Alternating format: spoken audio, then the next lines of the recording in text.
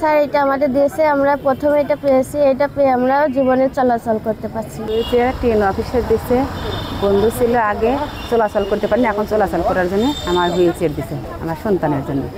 ছেলের হলো যে চলাচলের জন্য ট্রেন অফিস থেকে আমাদের গাড়ি দিছে চলাচলের জন্য, এর আগে পাইনি, এখন পাইছি। সিংড়া উপজেলা প্রশাসনের থেকে জাতীয় প্রতিবন্ধী উন্নয়ন ফাউন্ডেশনের অর্থায়নে এবং তাদের প্রদত্ত 5 জন সুবর্ণ নাগরিক যারা প্রতিবন্ধী রয়েছেন তাদেরকে আমরা আজকে হুইল চেয়ার বিতরণ করলাম।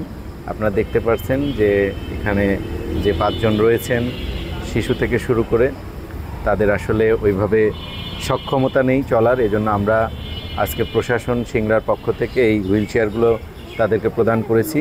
আমাদেরকে সহায়তা করেছেন বিনামূল্যে প্রতিবন্ধী উন্নয়ন ফাউন্ডেশন।